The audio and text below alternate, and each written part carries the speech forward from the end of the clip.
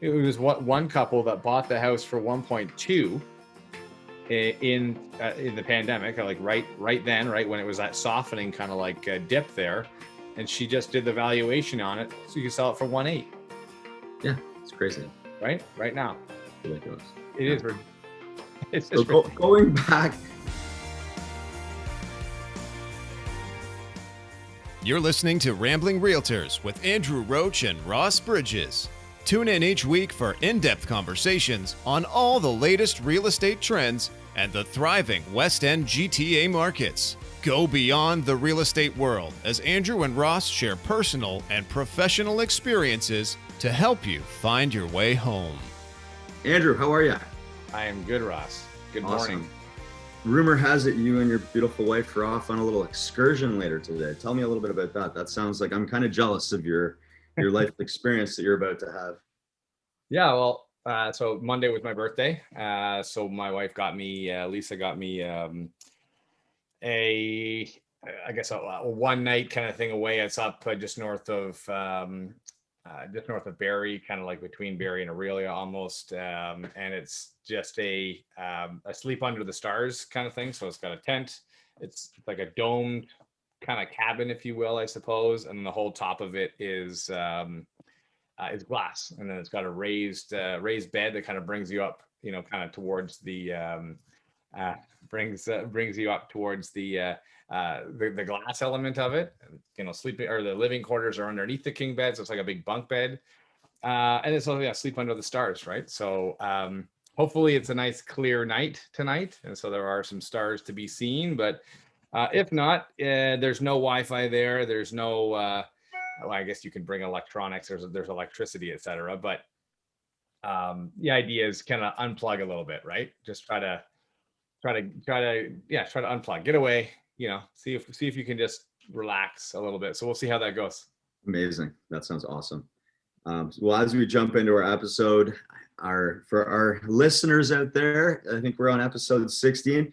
We did some planning at the end of our last episode. We're going to start bringing on some guests. We got some cool guests that we're going to be bringing on. So whether it's wellness or life coaches or landscaping specialists, we're going to get some lawyers, mortgage specialists, and just to give you guys different perspective on all the different trades and businesses that we bring into our line of work. Because I think, when being in real estate for over 10 years, like we have, we get to find all these amazing people that we work with. So having whether it's our stagers or designers or architects, we have all these amazing people that we're going to work in. Today, we want to talk to you a little bit about the mindset, the current market. We've seen a slight shift. And also, we're just going to ramble. We're going to do what we do. We're going to ramble, and we're going to kind of just share with you, some of the things that we're seeing, not only in real estate, but also, unplugging. I don't know about you guys, but little things like I need a battery for my car. Not for my car, but for my car keys, right? Little things like that, where it's like, okay, without Amazon, what would we be doing right now? I'm really excited to do a big trip to Costco when it's not just produce that they're going to be selling there. But yeah, I'll pass it over to you there, Andrew, and we can just shoot the fat for a bit. Ramble on. Yeah, so I mean, like we said, look, we got a bunch of guests lined up, and of course, the one of the challenges is always trying to syncing everyone's schedule. So we're working on that. So that'll be fun. But yeah, Ross, we're seeing a shift in the market a little bit. It's kind of interesting too, though, in all fairness, because I look the May numbers just came out, the total end of month May numbers, which May over April was up just slightly, right? It was I didn't do the percentage basis, but it was like $10,000 on an average, of not even a $10,000 on average of over $1 million, right? So, and I'm talking about Milton right now because I did kind of go a little bit more focused, but what was interesting to see, though, is that while you and I are seeing a bit of a shift in the market, we're seeing houses not get offers on offer nights a lot actually. It's happening more and more frequently. Days on market are creeping up. Lots of times you can search around and see houses that have been on market for 20 days, 30 days, that kind of thing, right? But what was interesting to see is that while they're not, solid concrete numbers, it did give me an average of what June has been doing so far. And for the first week of June, or I guess we're kind of almost nearing 2 weeks, but a week and a half, I guess it was a couple of days ago. So we'll call it the first week of June, was actually, those numbers were actually up 2.5% over the averages of May. So while we're seeing, it's again, it's like we kind of saw that popping around here and there, where some stuff was selling like crazy and other stuff was sitting on the market. It's like, Yes. it's like the Certain masses pocket. are all going to the same house, Mhm. right? Everybody wants to put the offer in on this house, and nobody goes into that house. That house doesn't get any offers. This house got 10. We're not seeing 10 offers anymore. At least I'm not, anyways. But you're still seeing, 5, 6, at times on a nice house. So I mean, it's interesting to see how this is going to play out, and then naturally we go into like the real estate cycle, right, where the summer months just typically slow down. And I think with now the lockdown lifting, that might be an even larger emphasis on people, like, their mind, their focus shifting away from real estate, which just naturally happens in the summer, post pandemic or pre-pandemic. Mhm. But people just naturally go on vacation and be spend out their time outdoors, etc., not be thinking about, like, I got to buy a house, right? So again, we've been locked down for months again.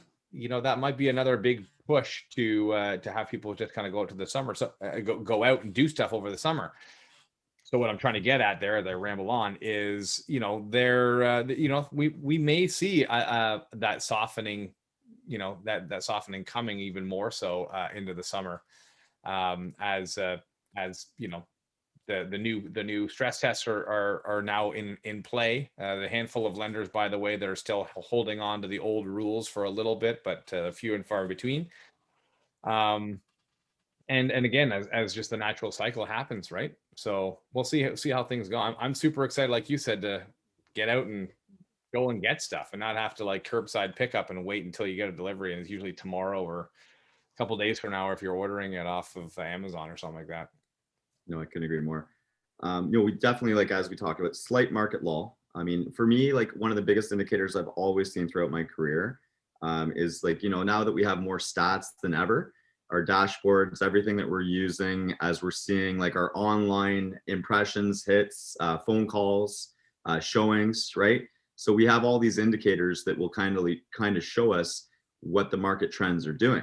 We can go old school and say, yeah, calls and showings, but then we can also see for activity how many people have viewed those showings. And I think that's something that we've all done a lot more of, is having those stats so we can actually have an idea of where things are going. I mean, let's face it, the markets went up so quickly, right? They went up so quickly, where now we're reaching what you're saying, where homes are on the market, sellers are not getting what they're wanting. They're taking the home off the market, they're relisting, right? And we're seeing, instead of seeing 8, 10, 12 offers, we're seeing 3, 4, 5, maybe 2, right?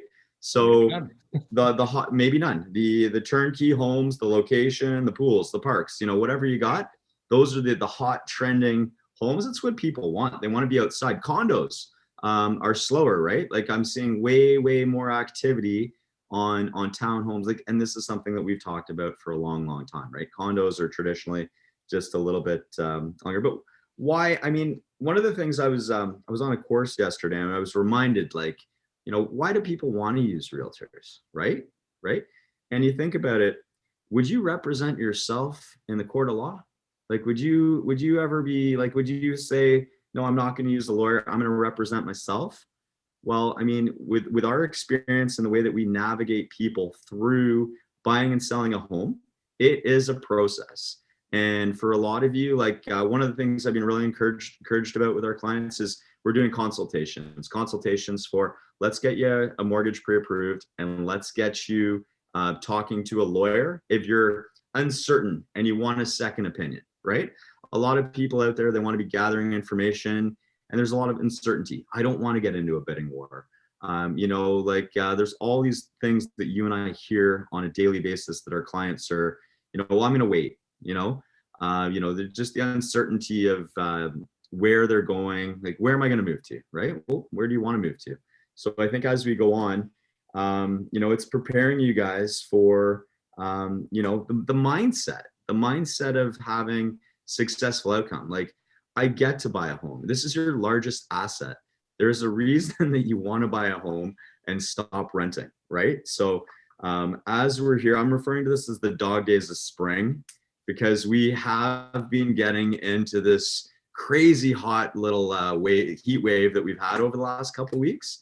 And I think just like anything, like weather will dictate people's attitudes. The vitamin D is great, but when it's 35, feels like 40 outside, there's definitely less activity, but more of an opportunity for people. Because I think, like, as you and I talked about, June is traditionally, June, I'd say traditionally are the busiest 2 months of the year. Now, our year started a lot earlier this year.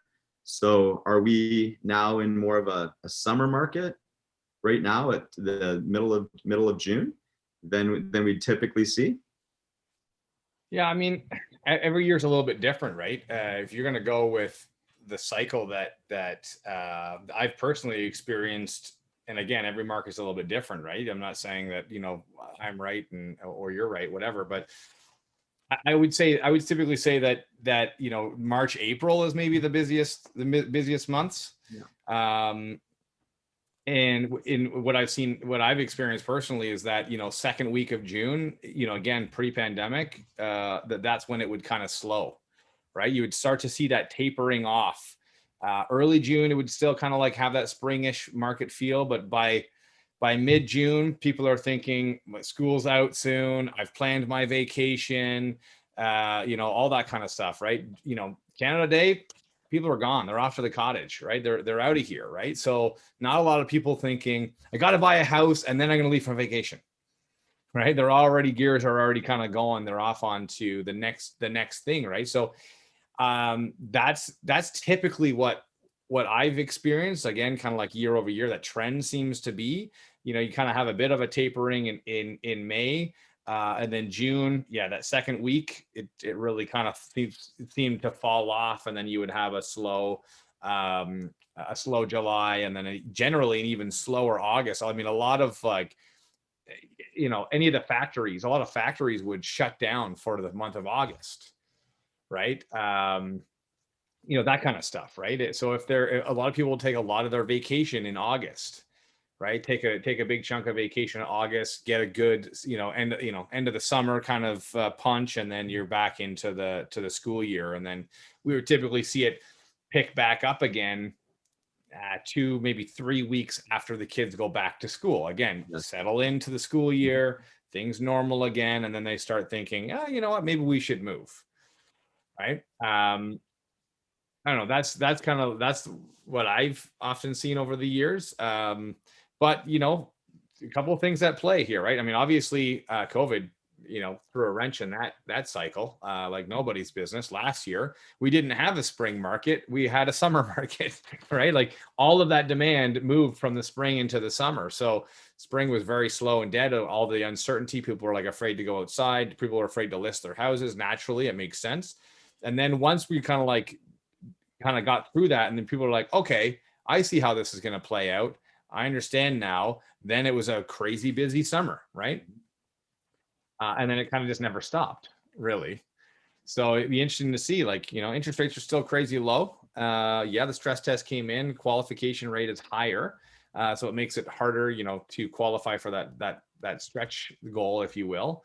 But, at the end of the day, houses or interest rates are still, very low. So, that stretches your dollar, right? So anyway. No, and in terms of, I mean, that's perfect. I mean, the cycles, we typically do see them. I mean, I couldn't agree more about the fall. We have about an 8-week window in the fall where you see great activity. Investors, first-time buyers, great time to buy is those winter months, November, December. I mean, we have seen the market turn on January 2nd some years. And then, there's certain things we can't control, right? There's government announcements, pandemics, certain things that obviously will change the market overnight. But I mean, for the mindset of the buyers out there, for preparing you for getting your home, it is early and often, right? The reality is you might not be buying a home the first few you see. It's a process. It's what are your wants? What are your needs? How are we going to ensure that you're going to get what makes the most sense for you?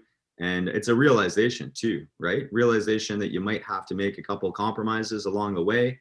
And that's why we got to get started now, so that you're not going to just be renting for an extended period of time, right? So yeah, what we're seeing right now is a shift where there is an opportunity where you're going to see homes that are going to be offer dates are going to come and go. We're going to see, instead of offer dates, we're going to see 24-hour, 48-hour irrevocable, which means you have to put an offer in for that period of time. And there's a good chance you might not be facing that. So we're definitely seeing a shift in terms of the amount of activity on homes.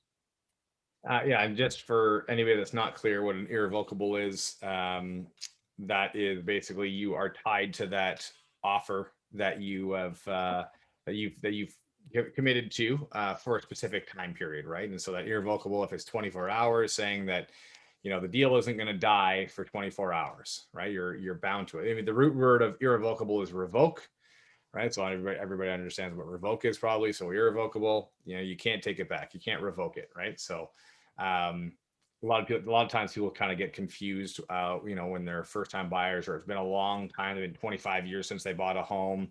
The forms have changed dramatically, et cetera. So just thought I would touch on that, because a lot of times I'm listening to podcasts or I'm watching something and I'm like, what are they talking about? So just figured I'd clarify that just in case.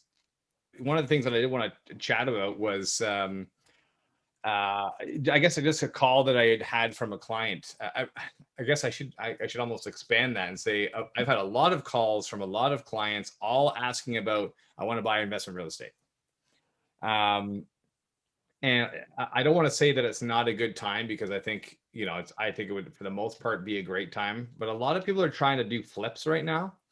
They want to do flips because the market, they've seen what the market has done. They're now hearing about all the money that people made, right?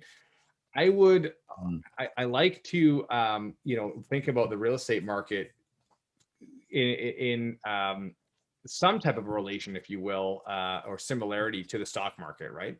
A lot of the times, and it happens in the stock market as well, so there's no reason why it wouldn't happen in the real estate market. The real estate market is just a much slower moving ship, right? And there's so many times that people they hear about this stock that went skyrocketing, right? And then they're like, oh, well, I should get in now. Or what they did is they think, oh, well, it's probably too late, and it keeps going. And they're like, it's probably too late, and it keeps going. It's probably too late, and it keeps going. Like, well, if it's been going this far, it's probably going to go forever, so I might as well get in now.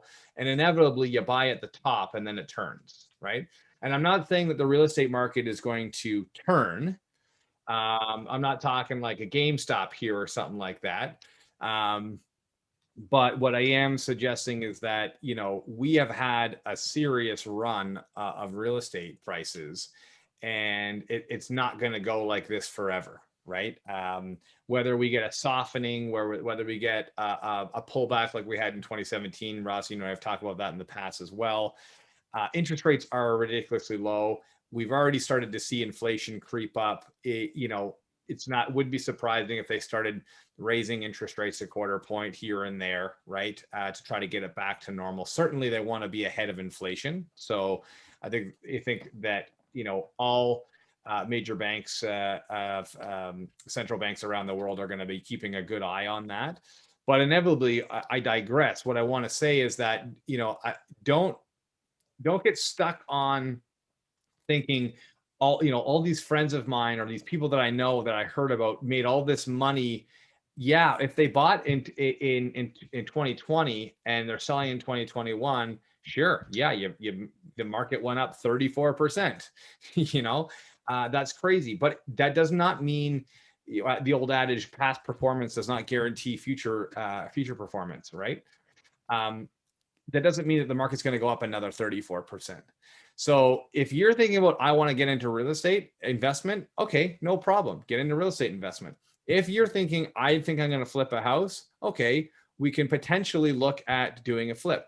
But the numbers have to work, and you need to have a plan B, if not have also a plan C, right? So if that flip doesn't work, if you buy a house, and I was talking to somebody that was thinking about buying a new build as well, and I'll get into that in a second.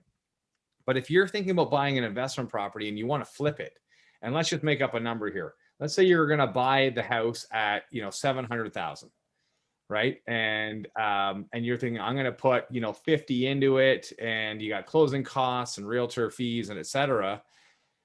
If that thing isn't going to be worth 8, or whatever. You have to look and say, like, where's the market going to go from here? What are comps going to suggest, right? If you're okay with making 10 grand on the flip, okay, but that doesn't leave a lot of room for mistakes and errors, right? Especially if this is your first go at it.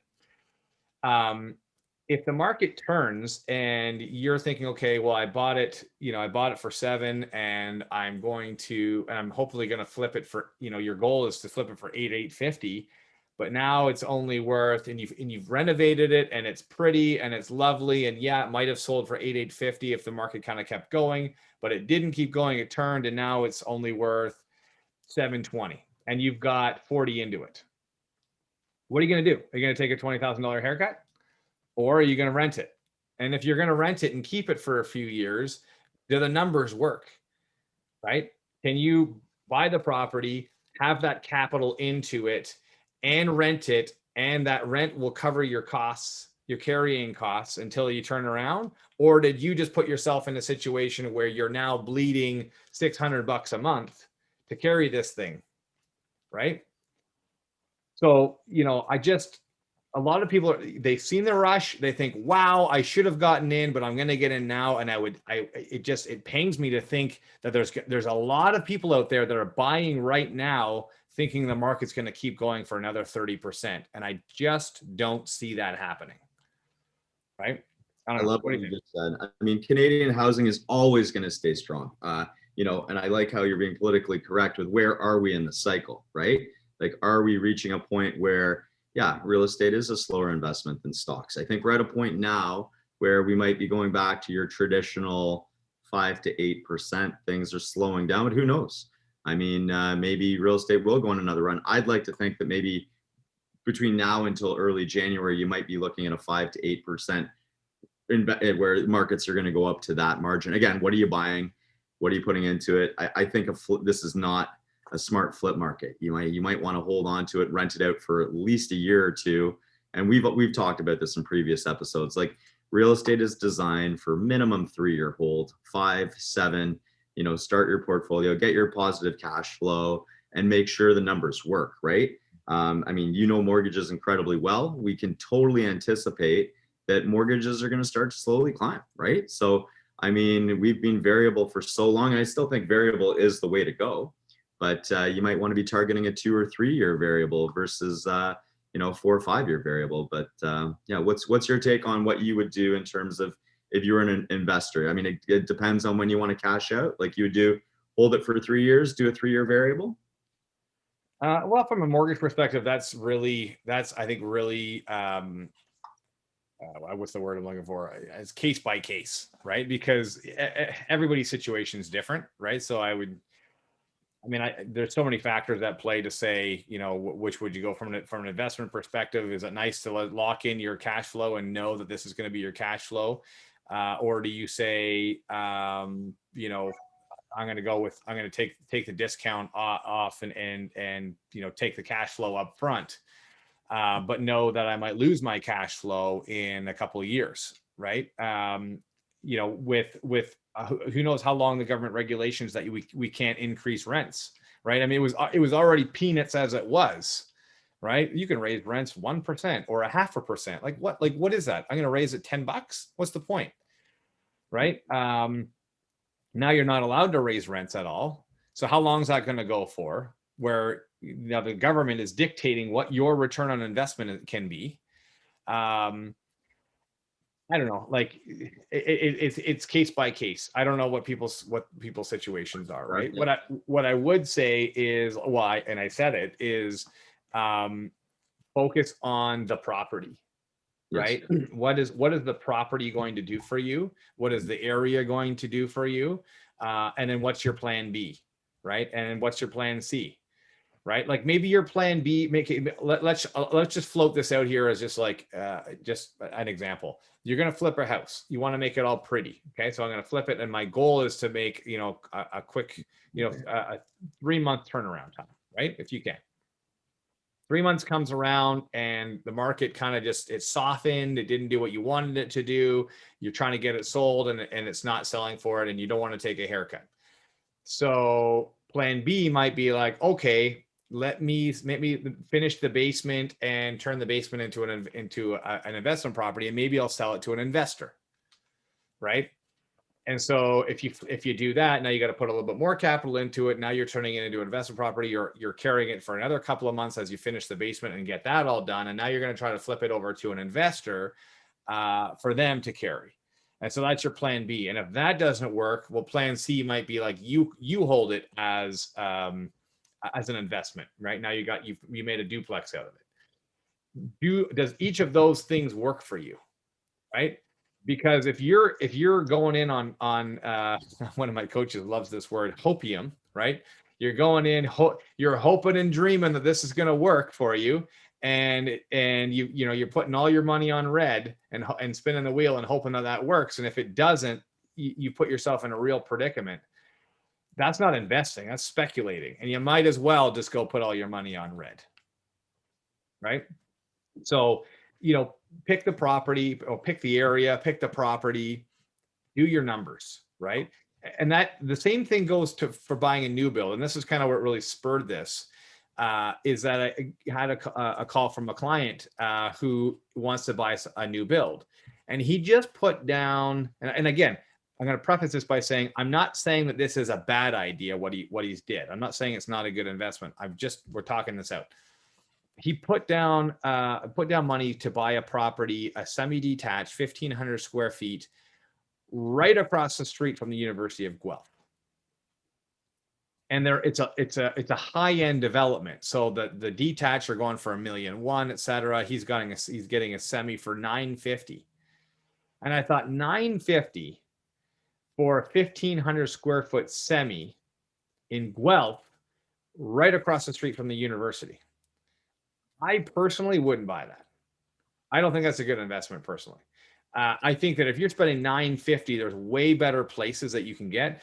Now, I think that personally, a university coming to a town or a city is a good thing for the city as a whole.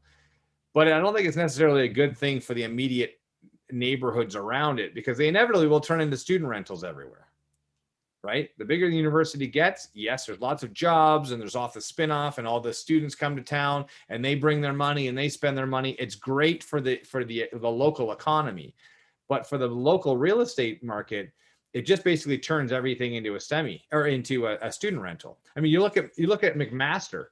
There's some really nice areas around McMaster that over the last 10 years, these were like big, large, high-end Victorian homes. It was like the wealthy lived there. And there was all the complaining about all the student rentals going up and everything turning into student rentals, et cetera. And there's big pushback. And then slowly it just kind of turned over and people moved out. And then they turned these big houses into these massive student houses, right? I don't think it does a good thing. So his idea was that this development is going to be too high end for investors to go in. Who's going to spend $1 million on a student rental? A lot of people, especially foreign investors that are not necessarily looking at an investment like you and I would, saying, I'm going to make it up $500,000 or $500 a month in cash flow, or at least just break even, whatever. They're thinking, I need to get my money out of my country and put it into something where I'm not going to lose money. Right. And they're okay with eating $700, $800, $900 a month. Right. Because their money is out of the country and it's in something else and it's into a solid investment that's going to go up in time anyways. The first thing I think of is in 2017, there's a friend of mine that that is renting a place in Oakville, and there was a lady from China who still lives in China, bought that property for 1.25 million, I think. And he pays, what does he pay? He pays $1,500 a month, right? She's losing like $1,000 a month on that thing. I mean, I presume that she probably paid cash, right? She probably just dumped the money over, so she's making something on it, right? But that house is only now, just this year, a couple of months ago, came back to that 1.25 million valuation, right? So talk about buying at the peak. We had a big softening. It took her, what, 4 years to get back there, right? To get her money back. And she was potentially, if she had a mortgage, losing money every month, but she probably wasn't, right? Anyways, I digress. I wanted a big rant there. But anyways, you know, I think that be smart with the real estate market. Be smart with the real estate cycle. And don't just think, well, the money, it's gone up, so it's going to keep going up, right? Have a plan. That's my point.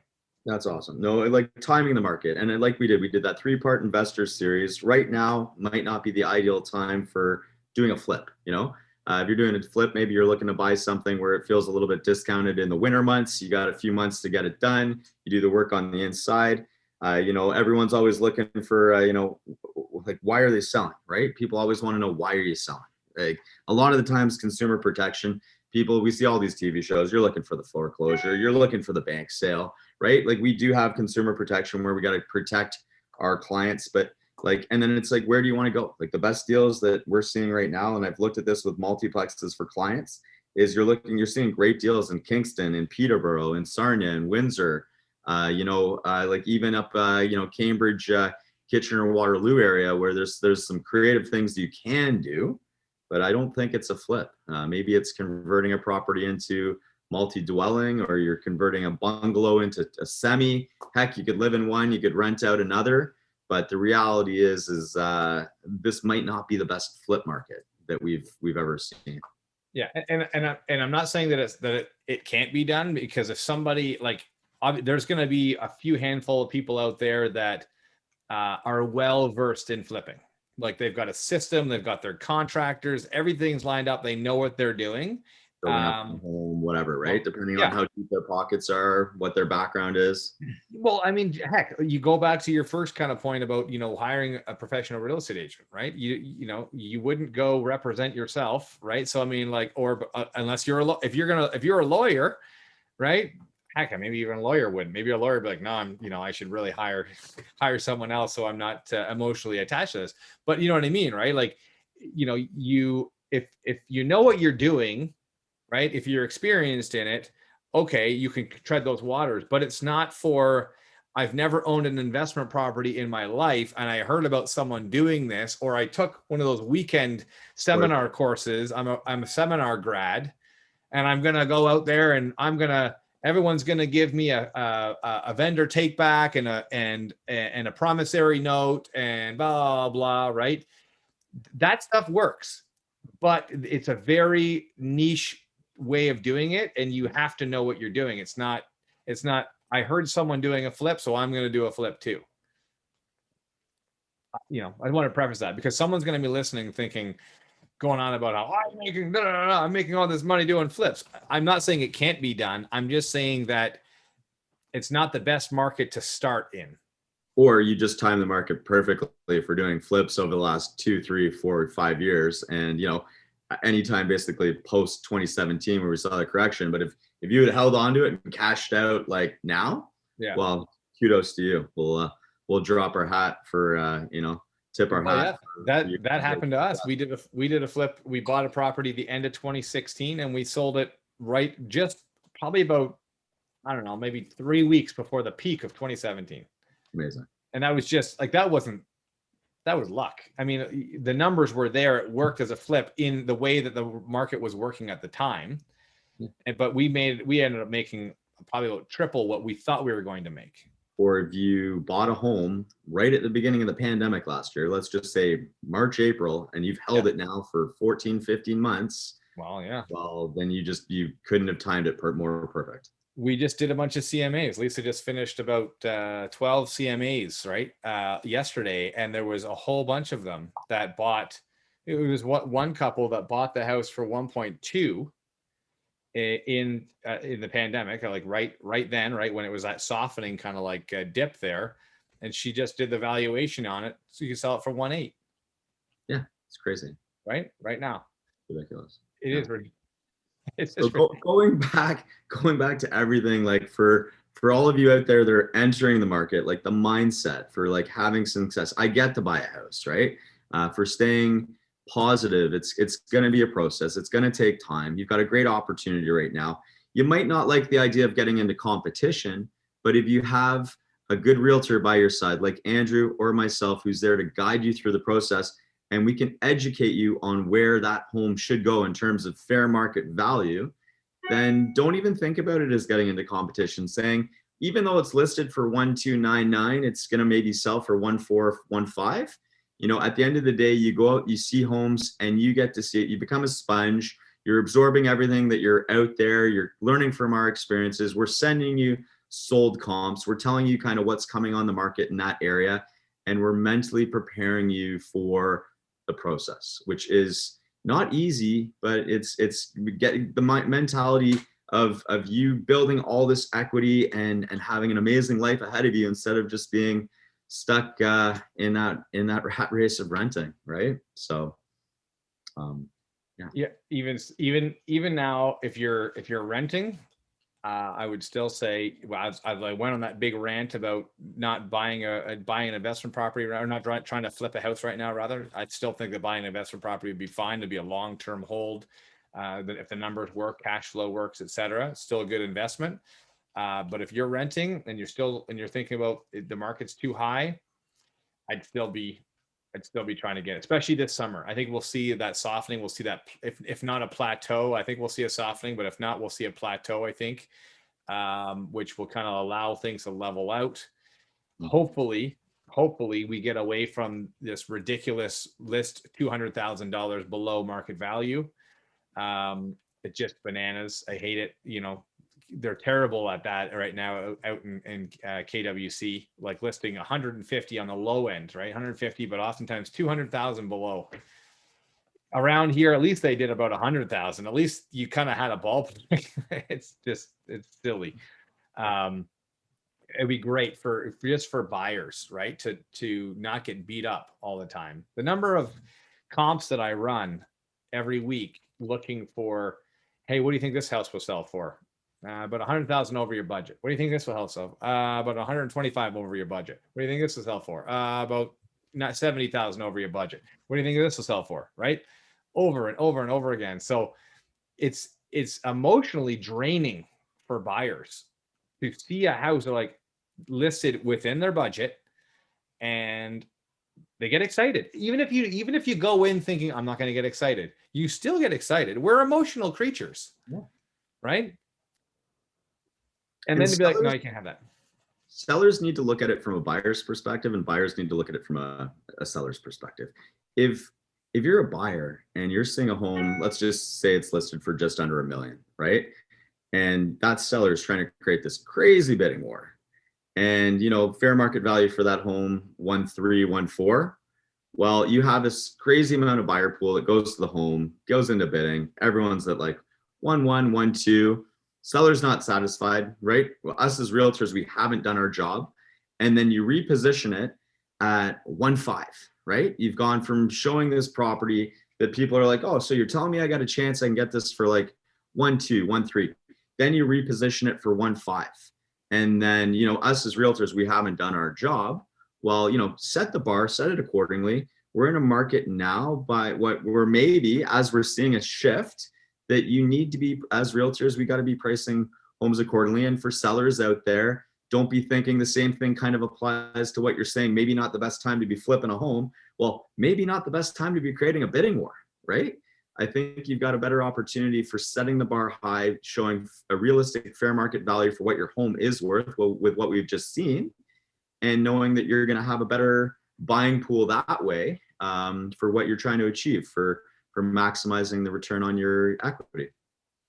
It's a challenging thing though, right? Because it almost becomes like a self-fulfilling prophecy from like from the buyer's perspective, there whereby, you know, buyers don't want the bidding wars, but they also won't bid on, they'll only bid on the houses that look like a deal. For sure. So they only bid on the houses that look like a deal. So the sellers that are listing their houses think, well, if I list it at market value, nobody's going to come. So I got to sell it as a deal. I got to list it as a deal. So then the buyers will come, but then they hate it.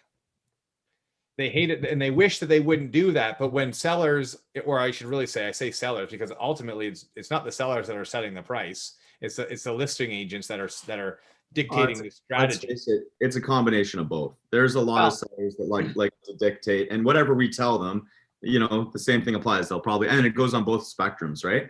We tell a buyer they need to go in at 1.3. No, I'll go in at 1.2. You tell a seller list it for 1.299. No, we're going to try 1.399. Right. So I've been in that boat. Yeah. Good point. Fair point. You're right. But it's a cycle. It's a circle. It comes around full circle because, it's a combination of buyers and sellers. But you'll see the houses that are listing right now. If they list at market value, they sit on the market for a couple of weeks, right, before they sell. And it's interesting because then the ones that list low, intentionally low, and maybe that's why they're out in KWC, they're down to $200,000 below market value now, because it's like a drive to the bottom. Soon it's going to be listed for $10. Buyers will only bid on the deal. Right. No, and when we go in to see our clients, so I'll quickly just describe to everyone what a relist is on a property. So a relist is where, let's just say we had an offer date, it came and went, the seller didn't get what they wanted for their home. So now we're repositioning the house on the market at a higher price, right? Us as realtors, we know that to get the largest target audience into a home, we need to position it just a little bit lower or substantially lower than where we see it selling for. Because the goal is, depending on the motivation of the seller, it's to get as many people to the property as quickly as we possibly can, right? It's an equation. It really is a numbers game. When we talk about it, we talked about this earlier. You see the calls, you see the showings, you see the stats of all the people that are viewing the properties. Well, the same thing applies to, and in this day and age, like, we don't need open houses anymore. It's been proven during COVID, open houses are, self-fulfilling for the realtor than anything, where that's a very good time slot where you could be having a lot of showings, right? So don't get me wrong, it's a great opportunity to meet potential clients and to show the home. And maybe some people don't want to be necessarily committing to a realtor. They want to go out and just view properties. But in terms of like positioning the home and like what a relist is like, you want to position it just a little bit lower than where fair market value would be to drive as many people to the property as possible. Say you listed it for $999 and the seller wanted 1.2, went over 1.2 for the home, and offer date came and went. They didn't get what they wanted for the home.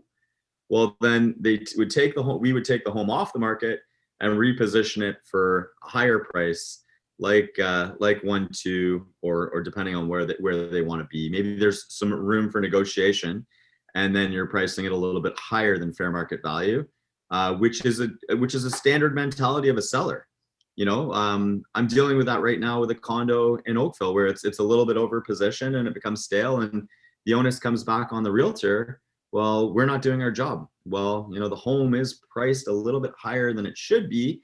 Yeah. And if you want us to maximize getting you the highest return, then it's going to be, and we talked about this on a previous shows, it's time on market. Okay, so price reductions, there's a conversation for another day, but when was the last time we had to really talk about doing a lot of price reductions, right? It's repositioning a home, relist, price reductions, they all fall into the same category. Yeah, and you're right. So I mean, I guess the relist, is or the adjustment, whatever the case may be, it's happening more and more for sure right now. Looking at a property yesterday as I was looking for a comp for somebody that's got a really tight budget as a first time home buyer. Anyways, long story short, there was a property that was just down the street that I kind of use as a comparable for what this house that was listed about $200,000 below market value was. And I said, this house has been listed right now for $600,000. It's been on the market for 35 days. But when I looked at the history of it, it had been listed for 25 days at 550. Mm-hmm. So they took it off the market. They listed at 550, took it off the market, listed at $50,000 more. The likely story there is they were getting lowballed at 550. So I thought, okay, more than likely, let's raise it to 600. If you lowball me, you'll lowball me to 550 and I'll get my price, right? More than likely what the thought process there was. In South Burlington, so I've been taking some amazing clients out in South Burlington, and what I'm seeing is a common trend where a home's listed for 1,299, right? And the expectations for that home is it's going to sell between 1.5, maybe 1.6, maybe more, right? Because that's what we've been seeing for an extended period of time. Yeah. Well, lo and behold, offer date comes, you got a couple sniffs at 1.3, 1.35, 1.4, but that's not what the seller expects, right? Seller's expectations, buyer expectations. That's why we have a job for many reasons, right? In terms of, so you're relisting it, you're positioning that, and here's the thing too, for it to just come off the market, people want what they can't have. So if there's being that interest and they're like, well, what happened to this home, right? Well, that's why the relationships that we make in this game, like how you and I made relationships and all those relationships we have with other realtors out there, you call that listing agent and you're like, yeah, they're prepared to part with that property now. They're going to probably plan to put it on the market in the next 3-4 weeks or longer. But right now their expectations are 1.6. So, is there an opportunity for getting the home? Your clients have already gone through the home. They get it, right? They get it where there could be an opportunity there without a home not even being on the market, right? Exclusives, where you and I have a home that maybe expired or it's just going through that price adjustment phase, right? Before it gets relisted. Yeah, there's a lot that goes involved. There's a lot that goes into this. There's a lot involved. What I was going to say, and as the market shifts, it shifts from buyer's market, seller's market, balanced market, a frenzy, non-frenzy, relisting, all this kind of stuff, right? There's a ton of adjustment that needs to be done, and that's why it's important for us, and why it's advantageous for us to always be out there and be working with clients and seeing what's happening firsthand, kind of live stream, so to speak, rather than thinking, trying to look at data that happened a couple of months ago. If agents or part-time agents or whatever the case may be, and they're not in the game on a regular basis all the time, seeing what's happening, seeing those shifts, those micro shifts, how many offers did that one get, talking to your colleagues on a regular basis. What did you see? What are you not seeing? All that kind of stuff, right? It's all part of a big equation that spits out, where the market's going or where it's likely going. And listen, I mean, we've talked about this. I mean, we go back and we re-listen to our episodes. Sometimes the story changed through this crazy spring market week by week. Mm-hmm. How many times do we talk about, it's a frenzy. The buyers are taking a pause. It's, there's buyer fatigue. Now we're back in it again, right? And the thing is that would happen like day to day, week by week. It wasn't a spring market. We're not looking at the 4 months of spring. We were looking at it like, now's a good time to buy this type of a property, mm-hmm. right? There's a big lull in condos right now. You can get a deal, or the pool market is crazy, or buyer fatigue. The few houses that haven't gotten offers on them, let's swoop in there, right? If you're going to work 9 to 5 and coming back, having dinner at 7 and trying to maybe get some stuff done and go out next week sometime, I'm sorry, like your finger is not on the pulse. No, right? And the reality is it has been a seller's market throughout this whole process, right? Yeah. Like what we are seeing is less activity. It's still, for sellers out there, there's low inventory. We are still seeing a huge buyer pool of people that want to enter in the market. We've seen prices climb so drastically that the common thing is, well, this is not sustainable, right? Canadian housing market is incredibly strong. Where we live in Southern Ontario, we are very blessed. There's a tremendous amount of people that want to live here. We can anticipate that it's going to remain strong, but maybe, just maybe, it might shift to being a little bit more balanced, where it's still a seller's pool, but as we can see by the numbers don't lie. We're seeing less activity. Still a seller's market, still supply and demand, where we're seeing a tremendous, there's a shortage of homes still on the market, right? But I couldn't agree more with what you said in terms of, we've seen all these little shifts and things can change on a dime, right? So yeah, we're going from Mach 5 down to Mach 1, right? We're still fast. It's just not insane. Which sometimes seems the dog days of spring. We're about to enter into the dog days of summer. You nailed it. We think there's going to be more opportunity. Are there going to be more homes coming on the market? Potentially. I think there's going to be a lot of people like what we've discussed, where they've missed the boat, right? Oh, should have been flipping. Oh, should have sold my home and gotten as much money as I possibly could from this market. Well, let's test the waters right now. And there's a lot of incredibly brilliant consumers out there that are trying to position the market. They're saying media, right? Some of our smartest clients, there's some brilliant people that we work with. Oh, this is not sustainable. They're almost telling us that the markets are going to be changing. Yeah, and we talked about that in the past too. Like, take news headlines with a grain of salt, because they need your attention, they need your fear, right? So there's some truth there, right? Like, but if it's a talking head going on about how the world is about to end, there's probably a pretty good chance that it's not entirely accurate. So anyway, that was a good episode. Excellent. And you've got a fun experience to look forward to later today. Happy belated birthday, my friend. Thank you very much. Appreciate it. Pleasure doing this with you, and I hope you and Lisa have a wonderful getaway. And for all of you out there, let's try to get back into the swing of things and all have more experiences as things open up. I'm Ross Bridges here with Andrew Roach. We are the Rambling Realtors. Rambling on.